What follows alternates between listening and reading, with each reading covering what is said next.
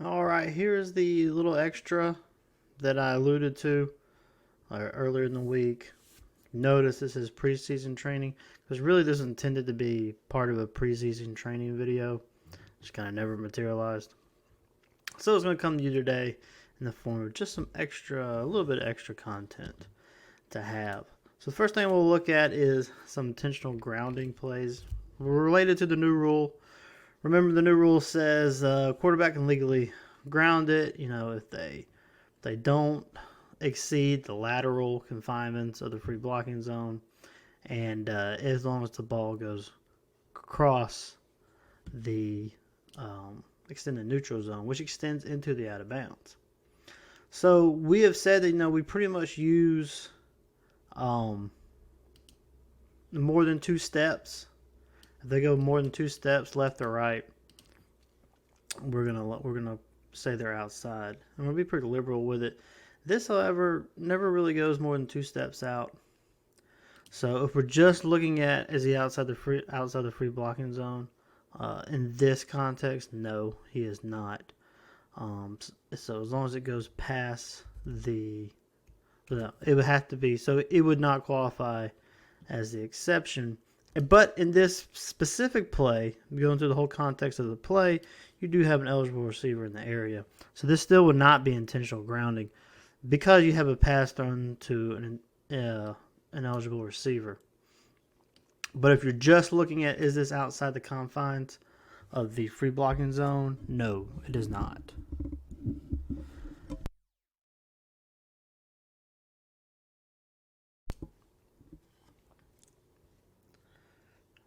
This play, obviously, he is outside, so he can dump this ball as long as it goes past extended extended line of scrimmage. Here also you have a eligible receiver in the area as well.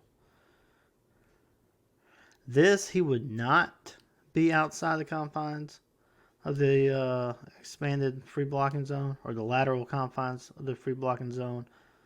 But again, he throws it to an eligible receiver in the area.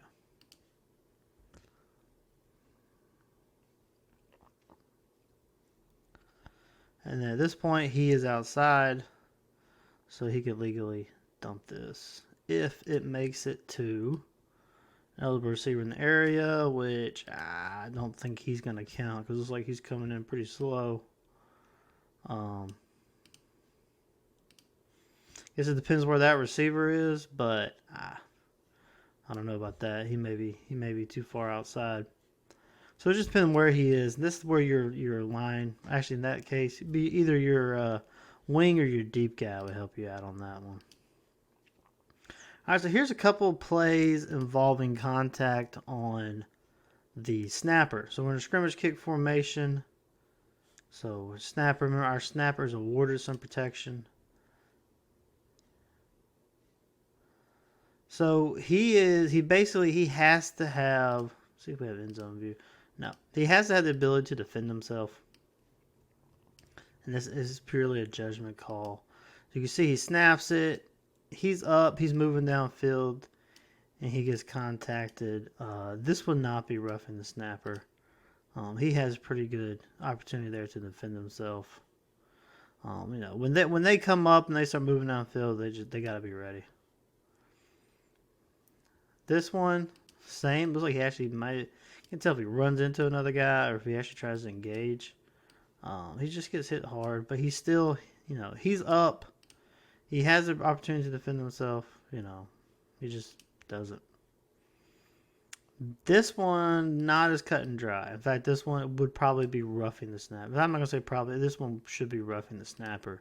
Because he, barely even has his head lifted up. He's not upright. He's still just coming upright. Hasn't really even taken a full step downfield before he's just blown up. So this one should have been roughing the snapper. And then you got one guy just bowled over there, which that one's okay. Nothing illegal on that one. All right, this last clip, let's watch the quarterback. So everything's legal there. You got to protect your blind side. It's not an illegal hit. He wraps up. We're all good. Contact there. Quarterback's helmet comes off. It does not come off because of an illegal hit. So, we're just going. He has to sit out of play. But what we cannot let this quarterback do is then get up and participate in the play. And this isn't really just participating. I mean, he's full-fledged trying to chase this guy down. So we should have illegal participation on this play by this quarterback.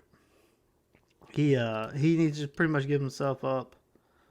In fact, if he gives himself up and then one of these other players comes and blows him up, that's on the other player. But if the quarterback's chasing, if he's in pursuit, he's still participating in the play here. It's fair game. So should be illegal participation on the quarterback there. When that helmet comes off, they got to give themselves up. That's a safety issue. All right, so that is it. Like I said, just a little bonus content for you. Like I said, it was supposed to be part of preseason, and I just didn't get to it. So you get a little bonus this week. So good luck, and stay safe.